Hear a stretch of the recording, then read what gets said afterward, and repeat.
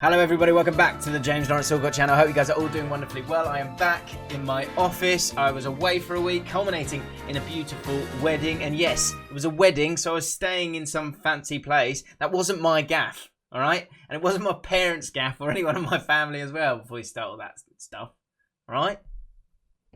Salt of the earth, me. In this video and in this series, we're going to try something new. We're going to keep it casual, but as ever, I want you to be involved every single step of the way. This is going to be called The Fallout. I'm going to be watching games, enjoying games, and I'll give my reaction to those games. But also, kind of in the morning after, I want to talk about the fallout to those big games, like the England games. So what I'm doing is on Twitter or on Instagram, I'm going to be posting a question asking you, what do you want me to talk about? And then simply for 15 minutes or whatever, we will have a look at some of the best bits or the most interesting questions that you guys provide. And we'll talk about the fallout of different games. And of course, we will do all the England games. And we're going to be doing Scotland games. We're going to be doing all the big games, basically. So that's what we're going to do. So two things that you need to do. First of all, subscribe to the channel. You know how this works. We're on 121. We've had one of the best months I've ever had on the channel. So thank you so much, everyone who's hit the button. I kind of want 150 by the end of the Euros. I think if we get to 150, that means England will have won it. So therein lies a reason to hit the subscribe button. The second thing to do, link in the description, go and follow me on Instagram, because at the next Fallout, I'll be putting the question on Instagram. So go follow me on Instagram, because I'd love to do one of those swipey uppy things. Right, let's get into this. I've got my usual bits and pieces. I've got my tactics board. I've got the stats. And first of all, I'll give you my thoughts on it. Calming down a bit after it all, I think I said something really stupid where I was like, it was a good performance. It wasn't a great performance, but it was a great performance. But that was because I was excited, okay? I think we can all live with that, right? Looking at the stats, it probably looked more even than it was. I think the thing that I was really pleased about was the control, and that we diverted some kind of bizarre crisis that we didn't need to get ourselves into, both on the pitch in terms of getting the 3 points. We're now pretty much through. You know, we need one more point out of the next two games. All being well, we should be able to do that at the very least. So we're going to get into knockout football, which is good. Let's not talk about the whole where we finish thing. We just want to win games and do well, right? But were we brilliant? No. But am I bothered about that? Absolutely not. And looking at some of the questions, I think this will be, as much as we're going to talk about tactics and bits and pieces like that, this will be a bit of a therapy session as well. Because, like, stay with me, guys, okay? If there's things you don't need to worry about it, I'll say a phrase that apparently I say a lot. Honestly, don't worry about it. We won the game, okay? We can pick the bones of it. We can talk about the fallout of it. But let's not get angry about anything. No anger today. I don't want it. Because why? I'm getting angry. See what you made me do. So let's get into some of the questions that you guys have put forward. First of all, let's kick off with a nice spiky one. Dave Jarveau, good name. Apart from his goal, the easiest he will score for a while, Sterling was BSNG average. I don't know what that means. Basically average, I think. You have to ignore the pundits who blow smoke up his arse. He wasted so much today. Grealish is statistically and wholeheartedly better, but Southgate is either too cowardly or too pig-headed. Dave, honestly, don't worry about it. Look, okay, let's talk about this. Do you want me to compare Sterling and Grealish? If you want me to compare Sterling and Grealish, I can do that, but it's stupid. It's dumb, Dave, because they're two different players who play completely different ways. They are at different kind of moments in their career. Southgate has had different experiences with those two players. And I think what I will talk about a lot here is how England played and why they played the way that they played. The fact that we've got a bit of a Swiss Army knife in terms of or an English Army knife in terms of the options that we've got. And Southgate, on this occasion, and look, you can look at my tweets, I was like, what is he doing here? I don't really understand what he's doing here. But to focus on Sterling in particular, I agree with you on some elements of this. I do agree with you. Because I thought there were moments where he needs to do better. And these are the same frustrations that we've always had with him. And you guys know I want him to do well. You know, he came through at QPR. I won't get into that story again. But we want him to do well. Now, these are the average positions from the game. And I think what this the average positions are always so great because you can really kind of see the sort of pattern of the game a lot. And both without the ball, in terms of the pressing side of it, there were some really key areas in the pitch. But if you don't place Sterling in this game, then there's a lot of things that don't happen. Now, he has to have a good game to kind of create things. And in terms of that, he does a lot of good. What's annoying for all of us is that his finishing is not good enough at times. And also, at times, he lets himself down with that kind of final element of composure. But straight from the off, he was able to get the ball. And I thought the movement on this left-hand side, and this was where the game was... It was everything. This area here was crucial during this game. And Sterling was a big part of that. So for England, we were looking for overloads. And Sterling was also looking to stretch the game. And you see that from these average positions. So Sterling and Mount, very high up in the pitch. It's amazing to see Mount as far forward as he was. But often he was kind of making those third-man runs. Now, another talking point was Mason Mount. And was he being a bit passive at times? I mean, kind of. I think he was being smart in a very overcrowded area, because the other side of it is the way that Croatia want to play. Now, Croatia want to play down this right-hand side. They want to get the ball to Modric, and then from there, you've got players like Perisic, who on the other side, where there is a bit of space, will be able to kind of get the ball and make those diagonal runs, and the forwards can obviously get involved as well. Now, Croatia were really, really poor. They were really, really poor in this game. Let me just get rid of this. But we made them look poor, and it was because we stretched the midfield. We also had a great engine in that midfield as well.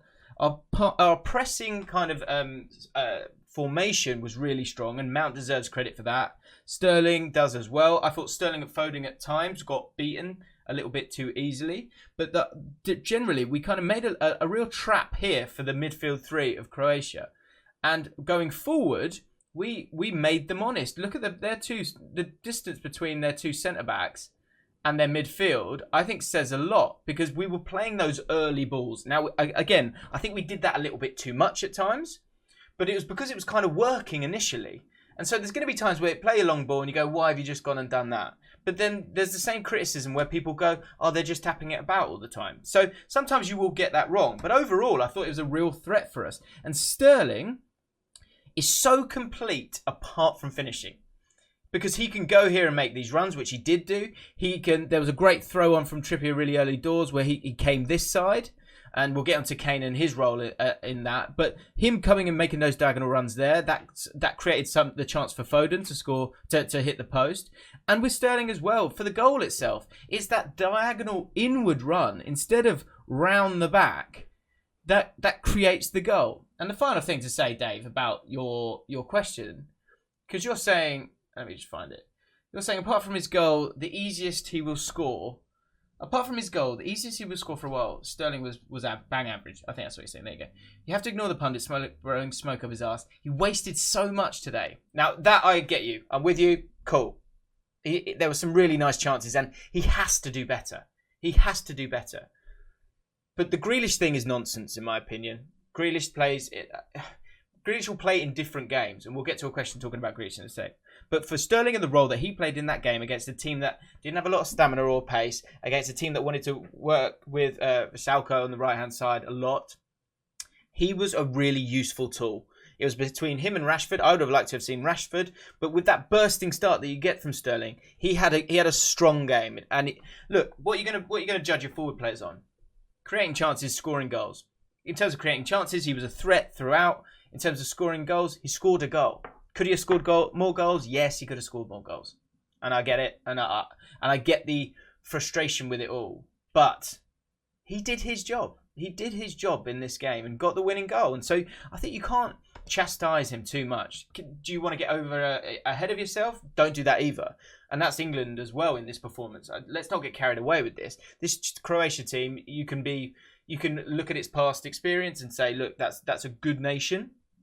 Or you could say they're rubbish. I think we made them look average a lot of the time. Still a team that's got Luka Modric in that team. It's still a team with a midfield of Brozovic, Modric, and Kovacic. That's a good team. I think the problem for Croatia is they had no pace really at all going forward. And I think, Scotland will be looking at that game and thinking, maybe there's something we can do here with someone like Shea Adams and Lyndon Dykes maybe winning a header. Because, again, you look at these average positions. Look at how deep Rebic is. Where is it? Kramaric is here. They were really, really deep. So, but concentrating on Sterling, I disagree with you. I think it's, look, we have to understand that Southgate will be meticulous. You might disagree with his ideas, and I disagreed with the Trippier idea, which I was wrong on. But you've got to respect him. We've got to respect the manager at this moment in time. And that will be... I mean, look, Twitter's a place where people can have different opinions on stuff, and that's fine. For me, I think he's earned our respect now. And it's going to be game on game. You know, if this goes wrong, he's getting destroyed. Again, I would say probably wrongly so, because I think the one thing you can trust is that he will make a decision based on what he feels is sensible and right. And I think that's enough. But I don't want to go too big on all of that stuff today. Next question, Catherine. How using Phillips further up the field than we are used to seeing him in an England shirt made him England's best player today? I think you're right, Catherine. He was England's best player today. I think this is a really good example as well of that. We've got a really exciting engine here. We've got a really, really exciting engine here in terms of Phillips and Rice in there. What's really interesting, again, with these average positions is how deep Rice was and how far forward Phillips was, like Catherine said there. If we go to the stats here, I can show you the heat maps of the three of them. And again, I think the concern for a lot of it was Modric and was that right-hand side for Croatia in this game. So what's interesting with him here is, yes, he is getting further forward, almost on that left-hand side, which was a surprise to me, because you've got Mount over there, you've got Sterling over there, you've got Kane trying to get involved, and I think Phillips playing brilliantly and that kind of highlighted almost, or maybe masked, maybe both of those words are wrong, that Mount and Kane were quiet. But it was kind of because Phillips was bursting into that space at times, but did still get all over the pitch, helped out Kyle Walker a lot of the time. You can see on this right-hand side, him coming over and helping him when they're trying to get the ball to Guardiola and Perisic. Wonderful game. And I think for those two, you know, when you play centre midfield, when you play an opposition and you know they are fitter than you, and Calvin Phillips, big guy, strong guy, big legs, same with Declan Rice, against a team like Croatia, I'm not sure that he'll have the same joy in future games, but to have that against that midfield three, I think we completely overrun them. And also I think Declan Rice had a very cute game as well. Constantly scanning what the problems were, what the areas that he needed to focus on. And again, you can see it here with his heat map. It was to stop the likes of Modric in that right-sided channel. And I think I might just touch on Trippier as well now for a second, because again, that right-hand side was really important. And this is again where Southgate does do his homework, because let's have a look at the stats in terms of giving the ball away, because this is a big part of it, right? I think it was maybe it'd be an attack, is it? No. It's in passing, touches, and giving the ball, Jules. Here we go. Possession lost. Have a look at this. This will blow your mind. Right, bang. Vrsaljko. 26 times he gave the ball away. 26 times. Next worst was Trippier and Pickford with his kicking. We'll get on to Pickford in a second. But Vrsaljko, you know, he was obviously a real outlet for them. They wanted to get the ball to him. They wanted to work down that right-hand side. They wanted to get the ball to Modric. The fact that he's losing the ball 26 times shows how good a defensive performance this was. And also maybe the idea behind Kieran Trippier, because although we were focusing on the idea that we want him in the team because of set pieces, I think actually it was more the calmness of him. It was the experience of him, I think, was important to Southgate. But two things that people haven't really spoken about. First of all, the way that Croatia wanted to play, which is wanting to get the ball into these areas here. And if you think defensively, I won't be able to see it. If you think defensively, Mount would be dropping here, stopping those passing lanes. Sterling would be coming here, right? And then Trippier would be coming here. Vrsaljko didn't really want to run him. I think he ran him once and he was able to get him. He nutmegged him once. But generally, he was looking to come back inside. And it just kind of made it quite awkward for Croatia a lot of the time. And that was kind of because Trippier, as a right-sided player, was both able to kind of keep an eye on that, but also I think there was a moment where he nicked the ball as well in this area as well. So Vrsaljko giving the ball away 26 times, I think justifies what Trippier wanted to bring to the team. Does he start there again? I don't think he's going to do this. I think Southgate's going to alternate a little bit. But Trippier did a good job, didn't he? I think he did really, really well. But Declan Rice, again, his role was to stop players from turning around, offer that screen to make sure that really Croatia weren't really getting into this area of the pitch that much. And if they were, it was down the sides where they're getting crosses in. And the likes of Mings and Stones were really, really comfortable with that. So they did really, really well with that. But Catherine, to answer your question, I feel like Calvin Phillips had a great game today, but I think he'll have a very different game moving forward. I think it'll be a very different team moving forward, but I wonder if Calvin Phillips and Declan Rice will be that too throughout the tournament now, because they've got so much energy and stamina. And will he be going forward as much as that later in the tournament? I'm not sure. But it's the energy, and it's about not standing still, and it's about not just being stagnant in the play. And that's what he offered a lot of the time. He was intelligent enough to go, I need to move forward a little bit here and step into this space and have that little element of freedom. And that is one thing that I would like to see a bit more from England. Watching the game again this morning, there were actually moments where Phillips could have got even more involved in it. And also the pass to him could have been a bit braver. When he sort of stepped into kind of areas where he could have got on it a little bit more, the pass wasn't always there. Let me just show you.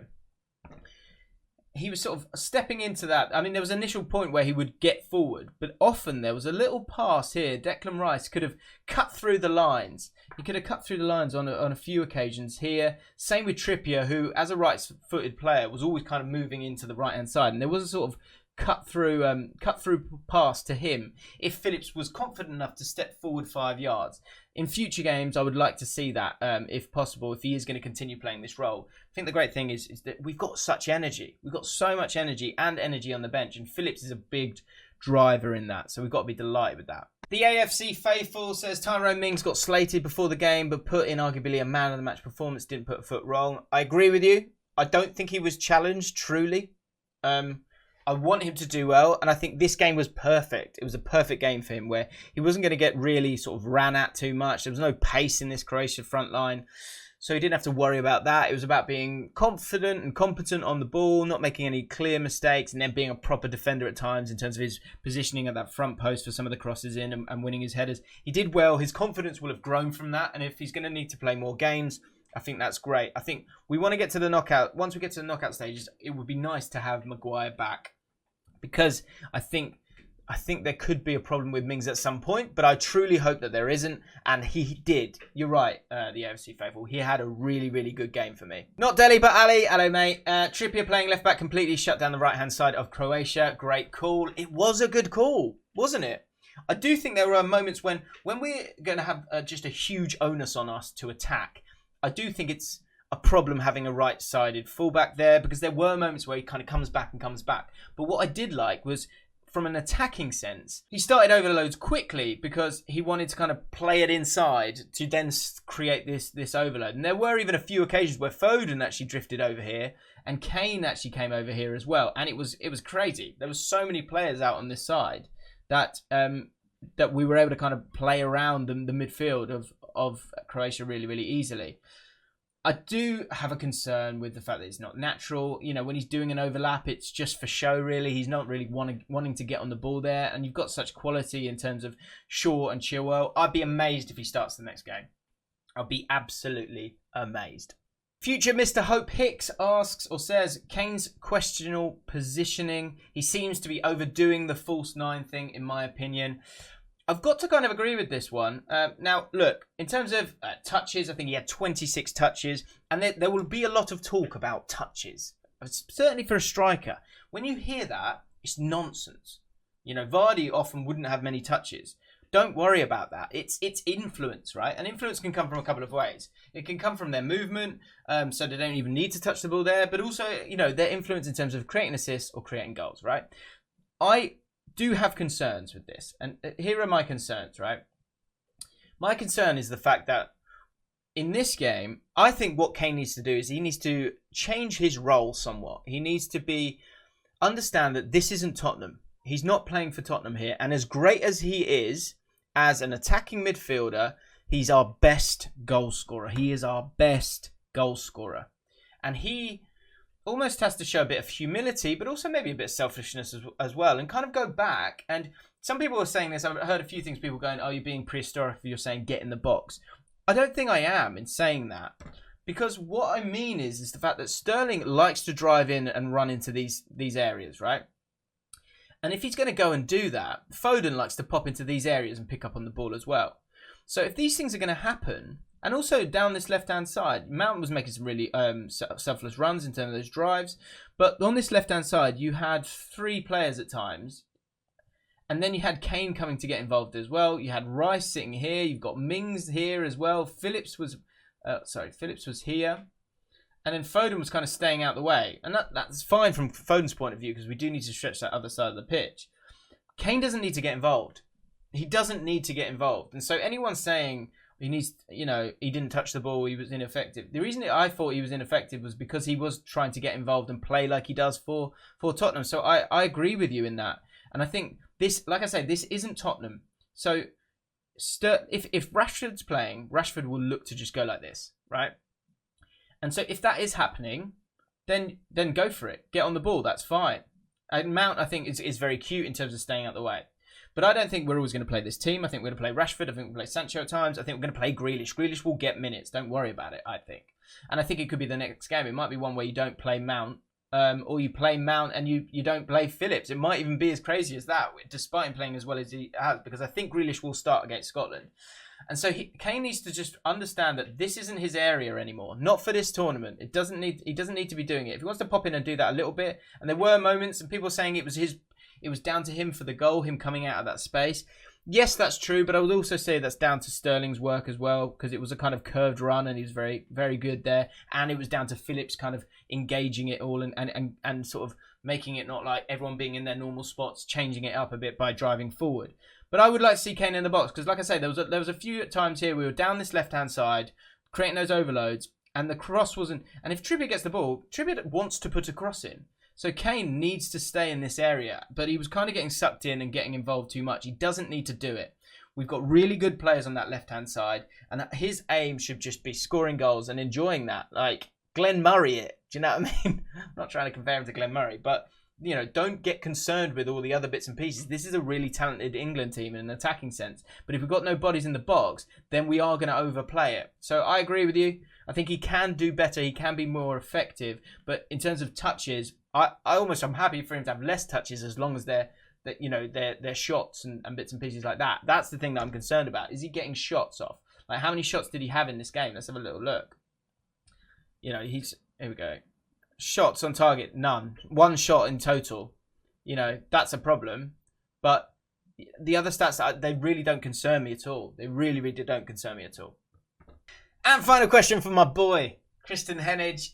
He says, given the shifts Southgate has made tactically through his tenure, do you think he'll stay true to one system a la last World Cup, or try to adapt to expose the opponent? I think it's the latter, personally. I think he has a more conservative approach against the better teams, where there's an element more of control. I think he wants control when we've got the ball. I think he wants us to manage games. I think he did that in this one. But I think he understands our limitations of time. I think that's why Kyle Walker played in this game. I thought Kyle Walker was absolutely dreadful with the ball, but without the ball, the idea was that there was going to be that focus down that right hand side, as I've said, and he was going to focus on his right hand side, so Croatia's left, and stop Perisic, and he did that. So defensively, he was okay. I think it really is such an embarrassment of riches that we should utilise it. And in games where we should dominate maybe a little bit more, be it the Scotland game, certainly the Czech Republic game, I'd like to see Reece James come into this team. I'd like to see Grealish against a team with a low block as well, because in terms of one-on-one situations, he's just going to be a really, really great option. And also, be aware with Grealish that I wouldn't be surprised if he played Sterling again, didn't play Foden, and played Grealish on the right, almost like an inverted playmaker who kind of gets the ball and then moves into those areas there. And again, that's where Harry Kane needs to kind of be more selfish almost and not get involved as much. Stay away from it and make those runs, because if he doesn't make those runs, there's not too many other players that are going to do it, because Foden is going to want to come inside. And then Grealish, if he does play, I wouldn't be surprised if Grealish played so that he can retain the likes of Mount, the midfield two, Sterling and Kane. So I could see that maybe being the change there. So I think he's going to change it depending on both personnel being available, the fitness and the experience of those players. I don't think it's all over for Henderson just yet. And also kind of trying to keep the team fresh. He's very sensible in that sense. And we've got the depth to do it. You know, Sancho not even in part of the match day squad. Again, I don't think that's something to get too scared about. I think it's just going to be a case of you have to leave out a few of the players. And so on that occasion, it was him. They felt it wasn't a game for him. They had more experienced players there that deserved to be on the bench maybe. But moving forward, he will play minutes. I think there's an opportunity there at right back if Reece James can take his moment. But again, Southgate has said on numerous occasions he is concerned about experience in this team. This is an average age of 25. And so that might always kind of lean towards Kyle Walker as we move our way into the knockout stages, which it looks like we're going to get into. Final one, Steve White. Did we miss an opportunity to put a stamp on the game tournament? Tactics and subs appeared. We were happy with 1-0, but Croatia were very average. Could we have cranked it up a gear?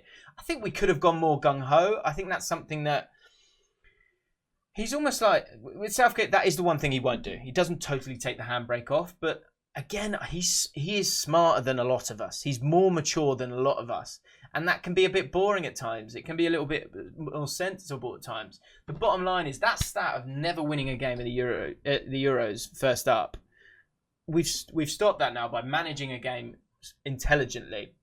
And I was watching the game myself and I thought, okay, this is ours now. They've created absolutely nothing, really. Let's just be smart. And in my head, I was like, put Bellingham on. And he put Bellingham on. And then putting Rashford on, smart. Kane takes a knock. Let's be careful. Let's take him off. Because we've got the options to move it all about.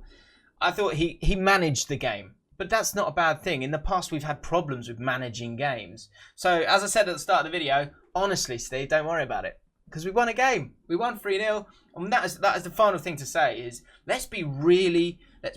promise me, guys. Promise me. Hit the like button if you agree with this comment. Let's not get entitled. Let's not get entitled. Let's make sure... Because this is one of our best ever squads. And... in terms of sort of the youthful exuberance of them, this is the kind of as carefree as it will get, because as the tournaments go on, and if we don't win them, we're going to, there's going to be more and more pressure. Look at the likes of Belgium, look at the likes of England in the past, right? So let's not get entitled. Let's be grateful for a good, solid, comfortable victory, all in all, against a solid country that is the second best team in our group. Massive that is, huge. I'm delighted, and do you know what? Here is another one. We played okay, but I think everyone watching this video knows that we can actually play better than that. Honestly, don't worry about it. So there you have it. First episode of The Fallout. I'm going to be doing this, and make sure you follow me on Instagram and Twitter. Links are in the description. We're going to be doing this loads and loads, just having a chat. If you want me to do it live, let me know as well. Write down the word live, because I'm not sure if I should do it live or just do it this way. But either way, subscribe to the channel, hit the like button. Thanks for watching, guys, and... see you again soon.